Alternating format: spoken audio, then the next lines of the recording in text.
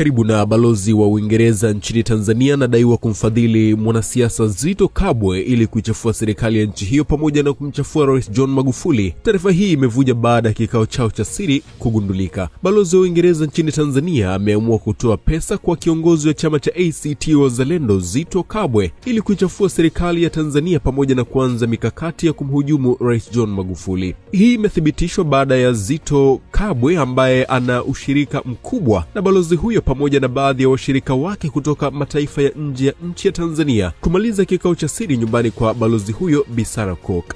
Baada ya kikao hicho, Zitto ambaye siku zote hupenda kuongea na vyombo vya habari kwa kila tukio, alivikimbia vyombo hivyo kwani vilikuwa vinamsubiri kujua agenda za kikao hicho cha siri kilichodumu kwa muda wa saa moja. Vyombo vya habari vilimshuhudia Zitto Kabwe akiwa kwenye gari namba T360 DDV Toyota Land Cruiser alilonunua kutoka kwa baba mkwe wake aitwaye John Bwana, akienda nyumbani kwa Bi Sarah ambapo wawili hao walikuwa na kikao cha siri dhidi ya uovu kwa serikali ya Rais Magufuli. Waandishi wa habari wakiwa wanamsubiri nje ili wazungumze naye, alitoka na kukimbia bila kuzungumza chochote. Kikao hicho cha siri kilichodumu kwa muda wa zaidi ya saa 1.5 inasemekana kilikuwa ni cha mikakati cha balozi huyo kupitia washirika wake kuanza kutoa fedha za kampeni kwa chama cha ACT Wazalendo kama wanavyotoa katika vyama vingine vya upinzani. Zitto na chama chake analalamikiwa na watu wengi kwa kukosa uzalendo, huku wakitaja hatua yake ya siku za hivi karibuni kuiandikia barua Benki ya Dunia akiitaka kuinyima Tanzania mkopo wa fedha za elimu.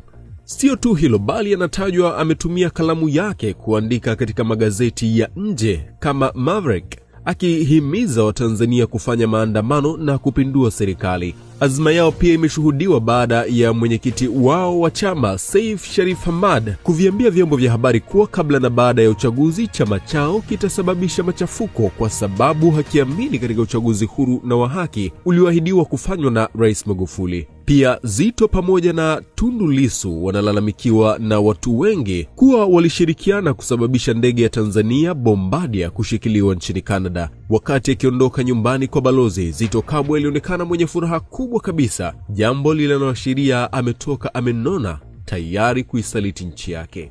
Ili kuhakikisha anafanya uovu wake kwa nchi, Zitto siku hizi anadaiwa kutumia magari yanayotumiwa na serikali aina ya VX yenye vioo vyeusi ili kuficha tu uso wake kutokana na vitendo vyake viovu dhidi ya nchi.